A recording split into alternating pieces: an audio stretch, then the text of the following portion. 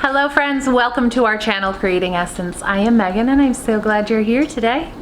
Today I'm sharing with you the process of how we sprout our wheat berries to make sprouted grain flour. It is a super simple process that does not require any specialty ingredients or equipment. It's so much easier than anybody imagines. You will need a jar and a lid for the jar.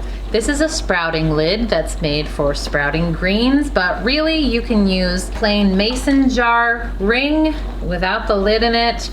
You can poke holes in the lid, or you can just get a piece of cheesecloth and put that on the inside of here. Put it over the top of your jar and tighten the ring. I have sprouting lids, so I use those. This was like $3 on Amazon, so not spendy. These right here are hard white wheat berries. I also get the red wheat berries at times, and I use them interchangeably. There's not a huge difference. These just make a lighter colored flour. I get these by the 50-pound bag from my local natural bulk food store. This is the Wheat Montana Prairie Gold. The hard red ones I get are the Bronze Chief. Because I'm making a batch of flour large enough to make a large family meal, I'm going to put 4 cups of wheat berries into this half-gallon jar. You can very easily make do with a quart-sized jar and 2 cups. The 4 cups of wheat berries is going to make about 6 cups of flour in the end.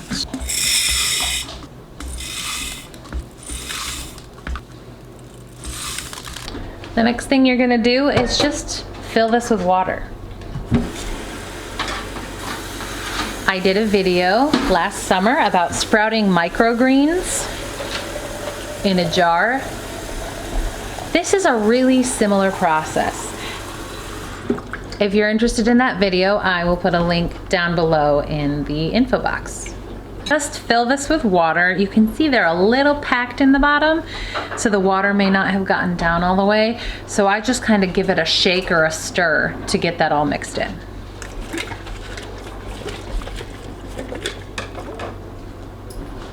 Much better. Now I'm just gonna put this on my counter over here, and I'm gonna let this sit for 8 to 12 hours. Usually I do it at least overnight, sometimes for a full day. I just let them go until they're nice and plump. And you will be able to see they will go from this state where they're obviously quite dry to really plump and kind of juicy looking. It's been about 12 hours. I got this going around dinner time last night and it sat overnight. You can see they're a bit paler in color and very plump. It's filled up almost to the top of the water. So the next step is to dump this water off. They get a little packed in the bottom, so I like to shake it and make sure that they get all loose.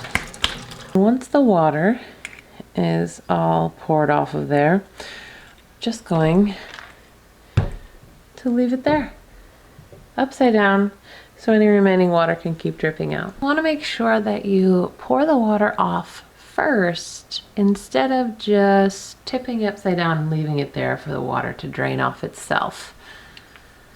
The reason is some surface tension can build up at the bottom of that lid if you use a lid like that, which will actually prevent the water from dripping out at all. If you come back and peek at it throughout the day, which I will show you, you'll start to see little tails forming as the grains sprout, and that's exactly what you want. It's been about 12 hours, and you can see the appearance of a lot of these have changed. See, they've sprouted little tails in there. That is what you want. And the reason that you sprout grain is to help add nutrients by getting that sprouting process going and helping to further denature some of the gluten that some people's stomachs can be so sensitive to. The next step is to dehydrate them. I have an Excalibur dehydrator. Before this, I had a very basic $50 Nesco dehydrator, and it worked just as well. If you don't have a dehydrator at all, you can just use your oven. Most ovens can go down to 125 degrees, which is what you need to dehydrate these. I use my mesh tray covers. I used to use parchment because some of the wheat berries can fall down through this mesh, but it took so much longer to dry that now I just have a piece of parchment on the very bottom. This catches all of the wheat berries that fall through. So I start by pulling this out, the bottom one out, to catch anything that falls, and then I'll put a good amount on this tray, spread it out. I don't put much on each tray because I know I have more room, so I don't worry about it. But you can spread it out corner to corner and really probably only use 2 trays. I usually end up using 3. Make a nice pile, spread it out thin. If you are using your oven, you can just use 2 cookie sheets and spread it out evenly with parchment on the bottom. There we go. And now I push them all in at the same time, so anything that falls through is going to fall on this bottom tray with the parchment.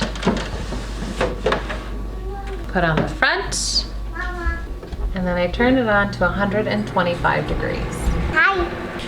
I will let this go overnight, about 6 to 8 hours, and that will be plenty of time to get these nice and dried out and ready for grinding. All right, these wheat berries dried for about 8 hours. They went overnight, and they are looking perfect. They are perfectly dry,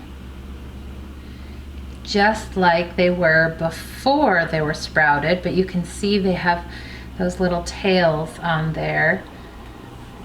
And that is a good thing. I'm gonna put these in the blender to grind them into flour exactly as I do wheat berries that haven't been sprouted. If you'd like to see how to do that, I will put a link in the info box below, as well as in an iCard up here in case that's helpful, and you can check it out. Sprouted wheat berries can be used in most places in place of whole wheat flour. You will notice that they don't have the same glutens that unsprouted grain does, and that's because the sprouting process changes them a little bit, but there are plenty of ways to work them in. I like to do them in baked goods where there's leavening agents like baking powder and baking soda, or quite a bit of egg, because that takes over where the gluten may be missing. I will be making sprouted grain waffles, and I will include a link to that video in the info box below as soon as it's published. Probably tomorrow or the next day. So keep a lookout for that. Thank you all so much for hanging out with us today. If you like this video, as always, give it a thumbs up, share it if you think anyone might find it useful, and subscribe to our channel to hang out for more. We'll see you again soon.